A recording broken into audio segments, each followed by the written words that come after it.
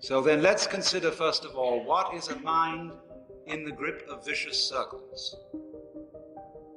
Well, one of the most obvious instances that we all know is the phenomenon of worry. The doctor tells you that you have to have an operation. And that has been set up so that automatically everybody worries about it. But since worrying takes away your appetite and your sleep, it's not good for you. But you can't stop worrying, and therefore you get additionally worried that you are worrying. And then, furthermore, because that is quite absurd and you are mad at yourself because you do it, you are worried because you worry because you worry. That is a vicious circle. So now, can you allow your mind to be quiet? Isn't it difficult? Because the mind seems to be like a monkey, jumping up and down and jabbering all the time. Once you've learned to think, you can't stop.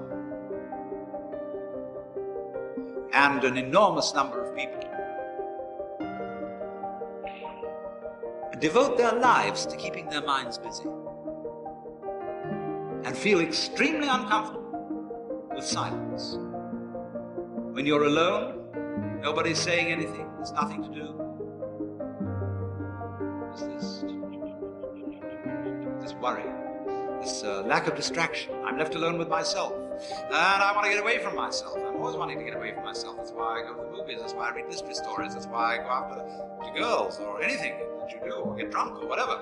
I don't want to be with myself. I feel queer.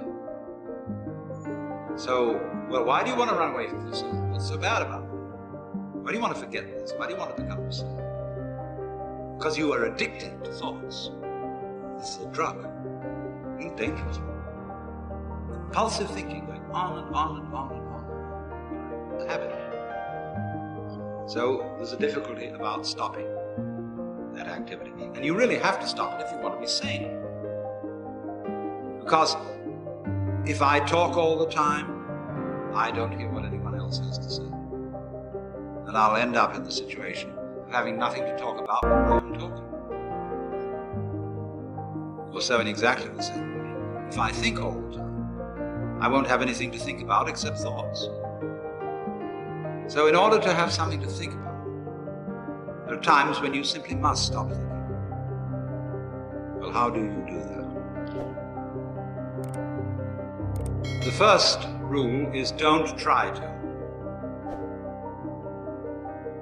Because if you do, you will be like someone trying to make rough water smooth with a flat iron. And all that will do will stir it up. So in the same way as a muddy, turbulent pool quiets itself when left alone, you have to know how to leave your mind alone. It will quiet itself